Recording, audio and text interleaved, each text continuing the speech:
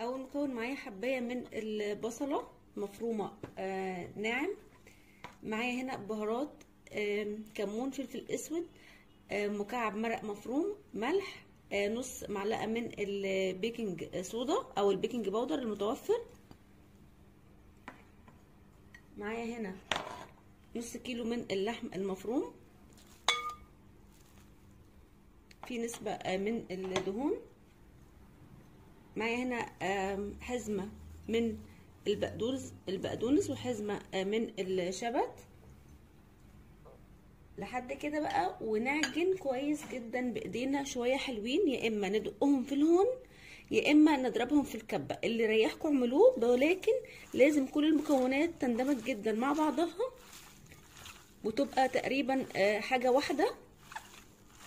دلوقتي عجنت اللحمه بتاعتي كويس جدا. لو مش هتعرفوا تعجنوها او هتتعبكم زي ما قلنا اعملوها في الهون او في الكبه. انا عجنتها. دلوقتي بقى هنزل بكوبايتين من الرز. شايفين ما فيهمش ميه، لو فيهم ميه الكفته بتاعتنا هتفك مننا او الكوابر هيفك مننا. لازم كل حاجه تكون ناشفه.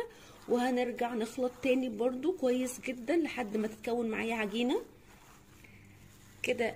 اتكونت معايا عجينه حلوه جدا اهي، مفيش اي مشكله خالص من غير اي سوائل فيها. المهم بس نعجن شويه حلوين كده. لو حسيتوا ان هي نوعا ما فيها سوائل ومش لما كويس معاكم، ممكن نحط معلقه من الدقيق او معلقه من النشا.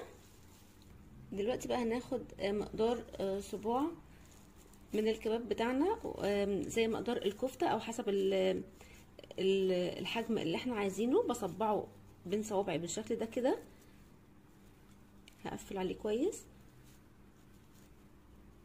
شايفين سهل جدا بالشكل ده.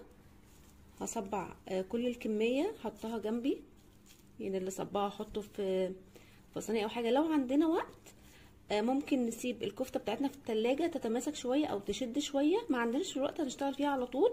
بس اهم خطوه لنجاح الكباب بتاعنا ان احنا ما يكونش فيه ولا نقطه ميه، وان احنا نعجنه كويس جدا بالشكل ده كده.